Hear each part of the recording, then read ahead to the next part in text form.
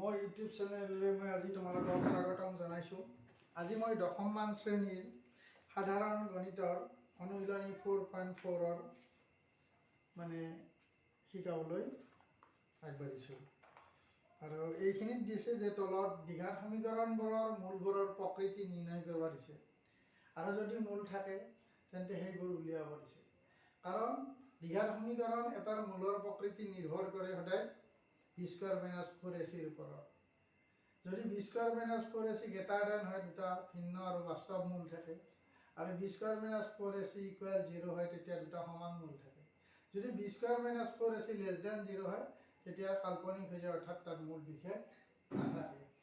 এতিয়া অনুশীলনী আমি 4.4 আৰম্ভ কৰিছোঁ।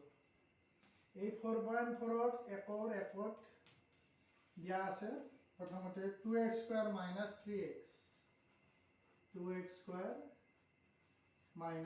3x plus 5 = 0। ইয়াত যদি আমি ax² plus bx plus c = 0 আকৃতিৰ লগত তুলনা কৰোঁ, a = 2 হ'ব, b = -3 হ'ব আৰু c = 5 হ'ব। গতিকে আমি মূলটোৰ প্ৰকৃতি যদি নিৰ্ণয় কৰিব লাগে b² - 4ac টো উলিয়াম আমি, অৰ্থাৎ -3 হোল স্কয়াৰ 4 * a * c মানে 5, তাৰ মানে এইটো 3² মানে 9 হ'ব, 7 × 2 = 8, 5 × 40, তাৰ মানে 9 গেলি কিমান হ'ব -31, তাৰ মানে ই লেছ দেন 0, অৰ্থাৎ বাস্তৱ মূল নাই। বাস্তৱ মূল নাই। এক নম্বৰ সমীকৰণটোত কি হৈছে, বাস্তৱ মূল নাই। গতিকে আমি ইয়াত কি নকৰোঁ, গতিকে আমি কি কৰিম, বাস্তৱ মূল থাকিলেহে ইয়াক উলিয়াব লাগিব। আমি 2 নম্বৰটো কৰি আছোঁ দেই।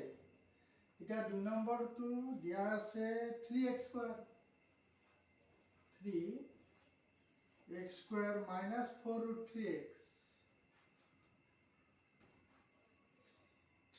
plus 4 = 0। ইয়াক আমি উৎপাদক বিশ্লেষণ কৰিব লাগিলে কি কৰিব, 7 × 12x² হ'ব। এই 12x² টো -4√3x কৰি ভাঙিব লাগিব। যদি 4√3x কৰি ভাঙিব লাগে, আমি ইয়াক কি কৰিম, প্ৰথমতে ax² plus bx plus c = 0 আমি লগতে আমি তুলনা কৰিম। আৰু তুলনা কৰিলে ইয়াত b² - 4ac মানৰ ওপৰত নিৰ্ভৰ কৰিব। গতিকে ইয়াত a = 3 হ'ব আৰু b সমান হ'ব -4√3 আৰু c মানে হ'ব 4। গতিকে b² - 4ac -4√3 whole square -4 * a * c মানে 4, এইটো 16 হ'লে 48 হ'ব, আৰু এইটো 7 × 12, 4 × 12 = 48, তাৰ মানে 0 হ'ল, অৰ্থাৎ বাস্তৱ মূল আছে, বাস্তৱ সমান মূল হ'ব দুটা, বাস্তৱ মূল আছে। যদি বাস্তৱ মূল থাকে আমি কি কৰিব লাগিব, এইটো সলভ কৰিব লাগিব। সলভ কৰিব লাগিলে x = -b, এইটো মাইনাছ, আমাৰ সূত্ৰৰ মাইনাছ, আৰু -b টো হৈছে -4√3 plus minus √b² - 4ac, b² - 4ac মানে আমি 0 লৈছোঁ, বাই 2 * a, a মানে আছে আমাৰ 3, গতিকে এইটো হ'ব 4√3 প্লাছ 0/6। ইয়াক যদি আমি প্লাছ মাইনাছ 0 টো কাটাকাটি কৰোঁ কি হ'ব, মূলটো এইটো কাটাকাটি গ'লে এইটো 2√3/3, গতিকে নিৰ্ণয় কি হ'ব, সমাধান বা মূল বুলি কৈছে ইয়াত, মূল হ'ব কি হ'ব, মূল দুটা এইটো কাটাকাটি যাব একবাৰ 2√3/3, আৰু এটা হ'ব, দুটা আছে নহয়, 2√3/3। এইটো হৈছে আমাৰ মানে 2 নম্বৰৰ সলভ। ইয়াৰ সেইকাৰণে সমান হৈছে আৰু সেইটোৰ মূল নাছিলে। এতিয়া আমি 3 নম্বৰলৈ যাম।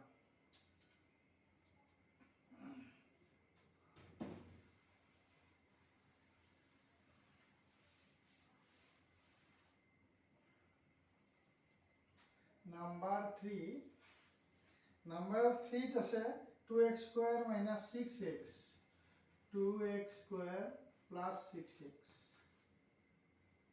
now minus 6x plus 3, minus 6x plus 3 equal 0. ইয়াত a সমান 2, b সমান minus 6 আৰু c সমান 3. এতেকে x ইয়াত আমি প্ৰথমতে b স্কয়াৰ minus 4ac টো উলিয়াই ল'ব লাগিব, কাৰণ ইয়াৰ মূল আছে না নাই আমি চাব লাগিব। গতিকে যদি লেস দেন ইকুয়াল বা গ্রেটার দেন কি হয়, b স্কয়ার মানে minus 6 whole square, minus 4 into a মানে 2 into c মানে 3, অর্থাৎ এটো 37 হ'ব। 7 দুগুণ 8 আর 3 গুণ 24, 2 হ'ব আর এটা 12 হ'ব। ই গ্রেটার দেন 0, গতিকে বাস্তব মূল আছে, বাস্তব মূল আছে। বাস্তব মূল থাকিলে আমি কি কৰিব লাগিব, সমীকৰণটো আমি সলভ কৰিব লাগিব, অৰ্থাৎ ইয়াৰ মান উলিয়াব লাগিব। উলিয়াব লাগিলে সমীকৰণটোতে x equal minus b plus minus root over, সেইটো মাইনাস b মানে এটো মাইনাস, আমাৰ সূত্ৰটোতো b মান মাইনাসই আছে, গতিকে এটো মাইনাস 6 হৈ গ'ল, প্লাস আৰু minus root over b square minus 4ac মানে পাইছো আমি 12/2 ইনটু a মানে 2, ইয়াক সৰল কৰিলে 6 হ'ব, মাইনাসে মাইনাসে প্লাস হ'ল আৰু এটা প্লাস মাইনাস 12 টুক 7 3 গুণ 12, 4 ৰ পৰা 2 টো ওলাই আহিলে 2 ৰুট 3/4 হ'ব। এতিয়া এটো যে আমাৰ 6 আছে, এই 6 টোৰ পৰা আমি 2 টো কমন আনিব পাৰো, কমন আনিলে এটো হ'ব 2 ইনটু 3 প্লাস মাইনাস ৰুট 3/, এটো আমি এনেকে 2 দিলো, 2 গুণ 2 কৰি যদি লেখো এটো কাটা যাব, গতিকে মানটো থাকিব 3 plus root 3, 3 plus minus root 3/2, গতিকে নিৰ্ণয়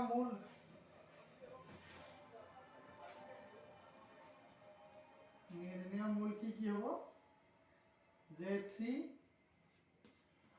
প্লাস ৰুট 3/2 আৰু এটা হ'ব 3 মাইনাস ৰুট 3/2, এটো হৈছে আমাৰ आंसर 3 নম্বৰ।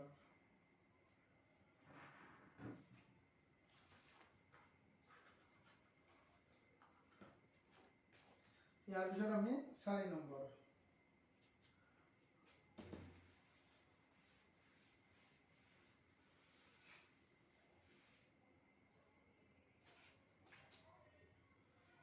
চাৰি নম্বৰটো একত আছে 9x square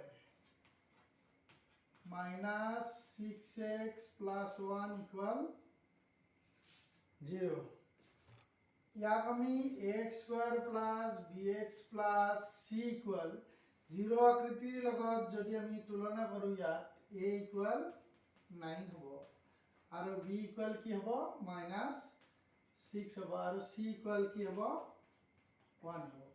গতিকে ইয়াৰ মূল আছে নাই আমি জানিবৰ কাৰণে b square minus 4ac উলিয়াব লাগে। b square মানে 9 square, b নহয় তো b 6 minus 6 whole square minus 4 into a into c মানে 1, 6 গুণ 36, 4 গুণ 36 মানে 0, তার মানে বাস্তব মূল আছে সমান দুটা, বাস্তব মূল আছে। বাস্তব মূল থাকলে আমি ইয়াক কি কৰিব লাগিব, সলভ কৰিব লাগিব।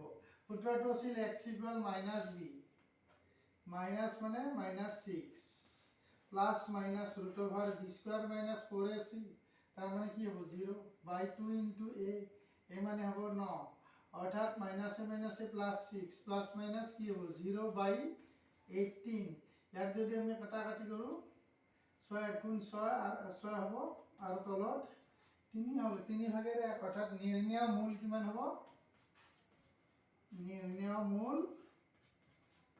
3 ভাগেৰ 1 কমা 3 ভাগেৰ 1 এই দুটা তাৰপিছত 5 নম্বৰ 5 নম্বৰটো আছে আমাৰ 3x square minus 5x 3x square minus 5x plus 12 equal 0 plus 12 equal 0 ইয়াত যদি আমি x square plus bx plus c equal 0 লগত তুলনা কৰো ইয়াত a মানে হ'ব 3 আৰু b মানে হ'ব minus 5 এটো আৰু c মানে হ'ব কিমান 12 যদি মান আছে নাই তো নিৰ্ভৰ কৰিব b square minus 4ac ৰ ওপৰত b square মানে minus 5 whole square minus কি হ'ব এটো 4a 4 into a মানে 3 c মানে হৈছে 12 এটা হ'ব 25 minus 3 12 140 কত মানটো মাইনাস হ'ব মানে একদম অনলি এতে কিমান হ'ব 14 14 পাঁচ গেলি 9 13 আৰু ইয়াতে 3 আছে 2 গেলি 1 আৰু ইয়াতে থাকিল 1 তাৰ মানে ই লেস দেন 0 গতিকে বাস্তৱ মূল নাই আৰু যদি বাস্তৱ মূল নাথাকে কি কৰিব লাগিব আমি সমীকৰণটো সলভ কৰিব নালাগে আৰু বাস্তৱ মূল নাই গতিকে তোমালোকে মোৰ চেনেলটো কেনেকুৱা পাইছা অংকবোৰ কেনেকুৱা পাইছা চাবা আৰু মোক কমেন্ট কৰি জনাবা কিবা থাকিলে তাৰোপৰি মোৰ চেনেলটো তোমালোকে সাবস্ক্ৰাইব কৰিবলৈ নাপাহৰিবা